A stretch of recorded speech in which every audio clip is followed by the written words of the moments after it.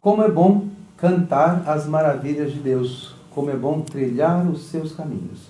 Estando com Deus, queremos estar também junto aos irmãos, buscar em Deus forças para falar do seu amor, da sua graça, da sua misericórdia. Presente, nós estamos aqui. E como eu te prometi que iria pesquisar, que iria buscar informações, orientação sobre como atuar como ministério católico na Igreja Católica Apostólica Romana, consegui essa graça de estar junto ao nosso orientador, Padre Zezinho, que é a igreja na música, né, Padre? E aí eu pedi ao Padre Zezinho, por favor, me dê uma palavra aos ministérios de música da Igreja Católica. Nós temos um movimento que acabamos de iniciar, o Na Unidade do Espírito Santo, com músicos e cantores. E aí eu trago para o Senhor. Tem muita gente fazendo um tanto de coisa que também precisa de orientação. E nós viemos buscar essa orientação junto ao Senhor, Padre Zezinho. Pois é, recentemente o Papa Bento XVI publicou uma orientação, exortação, com o título Palavra e Silêncio, tentando mostrar a essência da comunicação cristã. Ele deixou claro que só palavra não evangeliza, só silêncio não evangeliza. Foi mais adiante, deu a entender que só orar não evangeliza, só curas e milagres não evangelizam, só exorcismo não evangeliza, porque tudo isso perde o sentido se não estiver dentro de um contexto mais amplo, que é ouvir, tentar entender, estudar, meditar no silêncio, na leitura, na oração, a palavra de Deus, e só depois falar. Este só depois falar é que anda muito esquecido na igreja. Não só na nossa, em todas as igrejas. Há uma pressa de falar por parte de jovens, adultos e até nós, padres, em que o sujeito corre para os holofotes, corre para as câmeras, corre para os microfones, corre para a mídia, sem antes ter corrido para cursos, para livros e para o silêncio. Eu considero, e já escrevi isso no Twitter, que ir para um púlpito sem ter preparado é uma ofensa ao ouvinte. Ir diante de uma câmera sem ter pensado no que vai dizer e orado sobre isso é uma ofensa a Deus.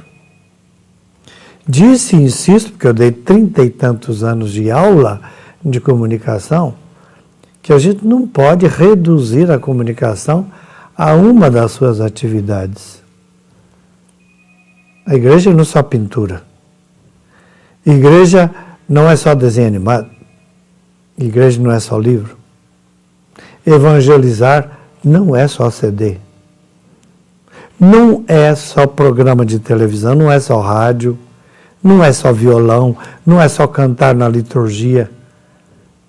Não é só ser cantor. Evangelizar é mais do que isso.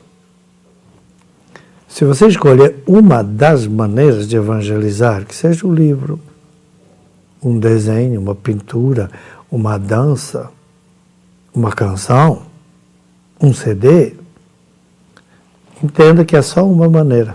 Depois há outras. E mesmo que você não as use, outro está usando.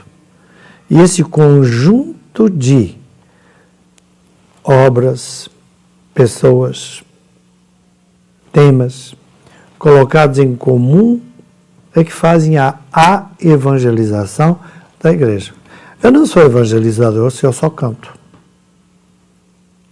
Não sou evangelizador se eu só tenho programa de rádio e de televisão, depois eu não faço outras coisas como celebrar missa, atender o povo, ouvir confissão, dar conselho, ler, estudar, participar. Tem que fazer mais?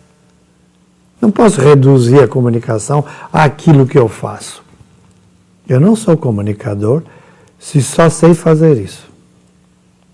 Eu sou comunicador se além de saber fazer isso, eu aprendo com os outros a também oferecer as outras oportunidades da igreja. Então, amplitude. Quem fala isso é São Paulo. E é um tema que vale a pena. Fique atento, abra sua carta aos Efésios, leia o capítulo 3, depois volte que nós vamos conversar sobre isso. Boas dicas, boas orientações para nós. Padre, eu gostaria de perguntar, tem alguma coisa para sair? Tem em vista algum escrito que vai servir para nós de orientação, para os cantores, para os ministérios de música na igreja? Eu falo sobre isso e depois eu dou a dica de Paulo aos Efésios. Eu tenho 4 livros de comunicação publicados já nas Paulinas. Um é Novos Púlpitos, Novos Pregadores. O outro é Do Púlpito para as Antenas, a Difícil Transição. Depois o outro é Um Rosto para Jesus Cristo. E ainda outro, De Volta ao Catolicismo. São todos livros, alguns até de 600 páginas, para explicar a comunicação hoje, anunciar Jesus em tempo de crise. Além disso, o Padre Joãozinho e eu estamos terminando um livro cujo título será Chamados a Cantar a Fé, para explicar o que seria cantar a fé e o que seria evangelizar, que é muito mais do que cantar a fé. E agora, voltando ao assunto que eu falei, Paulo define graça não como favor do céu, ajuda do céu. Paulo define graça como charis em grego. E charis em grego quer dizer charme, conteúdo, alargamento, aprofundamento, acréscimo, valorização.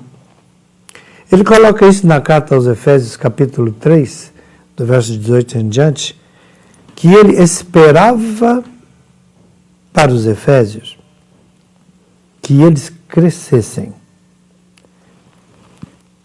tentando entender o Cristo, o mistério de Deus aqui entre nós, mas não só entender, ele rezava para que eles entendessem a altura, a profundidade, o comprimento e a largura desse mistério. Atrás dessas imagens, o que é que Paulo quer dizer?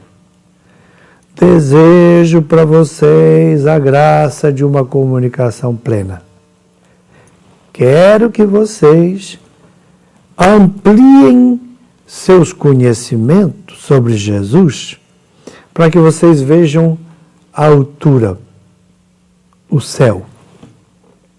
Vejam a profundidade, vocês vejam até onde vai o céu aqui na Terra. Vocês vejam a largura, até que ponto se expande, e o comprimento, até onde irá. E aí vocês vão perceber o Cristo cósmico, aquele que veio para todos e que nos dá a graça de crescermos nele. Logo adiante, Paulo diz que isto é plenitude.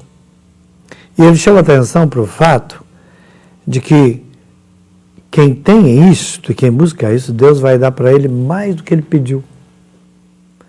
E ele vai ficar sabendo coisas mais do que ele imaginou que saberia, porque ele se deixou aprofundar e alargar. Era Paulo falando contra visão estreita de Cristo e da fé, contra fanatismos, contra exclusivismos e excludentismos. Era Paulo chamando a atenção para grupinhos em redoma que se fecham e só cantam a canção daquele grupo. E só leem livros daquele vidente, daquele grupo. Não são capazes de ler os livros dos outros, não são capazes de ver teologia dos outros. O próprio Paulo fala dos outros apóstolos. Pedro fala do apóstolo Paulo. Então ele pedia que alargassem seus horizontes, não ficassem presos nesse movimento, nessa canção, nesse livro. Só escuta esse padre, só leia o livro desse padre, só leia os livros do meu movimento, não aceito do outro movimento. É isso que Paulo combatia. Não, eu sou de Cefas, eu sou de Apolo, eu sou de Paulo. Vocês não são de ninguém, vocês são de Cristo. E Cristo é muito mais do que isso. Então era Paulo dizendo, abra essas cabecinhas fechadinhas num só grupo e num só movimento. Abram isso, seu coração, sua cabeça, alargue os horizontes, leiam mais teologia, leiam livros dos outros. Aprendam com a igreja que ela não é só isso, não é só violão, não é só sua canção, ela é de todo mundo. Aprenda a canção dos outros, aprenda o pensamento do outro, não tenha medo do que o Espírito Santo deu para o outro, porque você vai crescer, vai alargar, você vai ficar mais gente. No fundo, leia os Efésios para você ver de novo. É Paulo dizendo, quero uma comunidade que se abra, que não fique fechadinha. Hoje em dia tem tantos grupinhos fechados na igreja, só livrinhos deles, só apostilas deles, só musiquinhas deles, não aceita dos outros. Pede para cantar uma música famosa de um outro, não sabe, porque cresceu só ouvindo a música do seu grupo. Só na sua estante só tem CD do seu movimento, não tem dos outros, como se o Espírito Santo não inspirasse os outros. Na sua estante só tem livros do seu grupo, como se o Espírito Santo não estivesse inspirando os outros. Quem não tem essa abertura não achou Cristo. Quer que eu repita? Quem não tem essa abertura para o Cristo que está nos outros, não achou nem o Cristo que está nele. Fechamento é anticristão. Abra. Não tenha medo da opinião, da teologia, da visão do outro. Leia o Papa Bento XVI. Ele não é do seu movimento, mas ele é o Papa. Leia teólogos como Karen Armstrong. Leia outros teólogos. E aí você vai ter um catolicismo abrangente e pode continuar no seu movimento, porque daí você está alargado. Eu sou um padre que combate muito fechamentos e exclusivismos. Sou a favor de uma paróquia aberta, onde cabem todos e todos podem falar. Sou a favor de uma igreja onde há muitos livros de teologia dos muitos e diversos movimentos para que a gente cresça em altura, profundidade, largura e comprimento. Era isso que Paulo queria. Não deixe o Cristo de vocês ficar do tamanho de um ovo de codorna do seu cérebro. Faz um Cristo bem grande, de coração e de cabeça. Você vai ver como Jesus é maior do que tudo aquilo que você sabia sobre ele. Alargue seus horizontes. Faça como os discípulos que disseram, crer nós já cremos, Senhor. Mas aumenta a nossa fé. Isto é graça. A graça que amplia, que faz você maior do que você é, aumenta seu cérebro numa proporção que você não vai nem imaginar. Te faz um intelectual, coisa que você nem pensou que seria. Te faz uma pessoa de uma mística, de uma espiritualidade muito grande, que quando você fala, saem de você rios de água viva, mas saem porque foi colocado lá dentro. Você fala bem e sai, e as pessoas veem que quando você fala, você conhece Bíblia, você conhece teologia, é porque você colocou lá dentro. E agora, quando você fala, sai, porque você deixou que entrasse a igreja dentro de você. Então não é que você é mais santo do que os outros, é que você deixou a igreja pôr dentro de você mais coisas. Então quando alguém me elogia, dizendo que eu sou culto preparado, eu digo, não, eu não sou mais santo do que o seu professor, o seu padre ou você. Eu sou a pessoa mais informada, porque eu deixei que a igreja me falasse. Eu fui ler todos os livros possíveis de história e de teologia que eu pude, eu li as encíclicas, eu li os documentos, está aqui dentro. Então agora quando sai como um rio de água viva, não porque eu sou mais santo que você, mas porque eu deixei Deus e a igreja pôr coisa dentro de mim, eu abri meus olhos e li, eu não me fechei, nem na minha congregação, nem num grupo.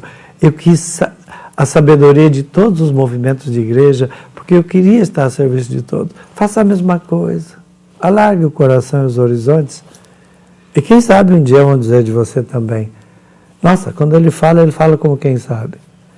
Só isso, não como quem sabe mais do que os outros, como quem sabe, porque ele ouviu. Ele fez silêncio. Quando você lê um livro de 600 páginas ou 1000 páginas, você está fazendo silêncio. Você está colocando dentro de você. Quando for falar, Falou porque fez silêncio, deixou entrar em você. Rezou, pensou. Pensa em tudo isso. E agora mesmo, acabei de receber um telefonema aqui. Ó o que eu faço. Estou conversando com você, então eu deixo para depois. Porque agora estou fazendo silêncio. Estou conversando com você. É por aí que a igreja funciona. Fique com Deus. E esta foi a primeira aula das muitas que você provavelmente receberá entrando no meu site ou entrando aqui, porque pegarão do meu site. Fique com Deus. É o programa Palavra e Som de Deus, trazendo para você informação para que você continue a sua caminhada de fé. Quero agradecer, Padre, em nome de todos os paroquianos, em nome da paróquia Nossa Senhora Aparecida de Moema, essa sua contribuição, tanto para com o programa Palavra e Som de Deus, aqui no site da paróquia, e também para a sua mensagem, né? Sua palavra que o Senhor deu para nós de incentivo para caminharmos nesta comunicação com o mundo. Eu quero agradecer e deixo à disposição, Senhor, as considerações finais nesse nosso programa. Sejam iluminados e iluminadores, perdoados e perdoadores, abençoados e abençoadores. Sejam como a lua, que não tem luz própria, mas todas as noites transmite, repercute, passa para a terra a luz que ganhou do sol. Sejam como vela, que vai derretendo, mas não perde a luz. Passem adiante o que aprenderam e continuem fazendo espaço para aprender. Silêncio, palavra. Nenhuma palavra é rica se não tiver havido antes dela um silêncio rico de quem orou, pensou, meditou, leu. Fiquem com Deus.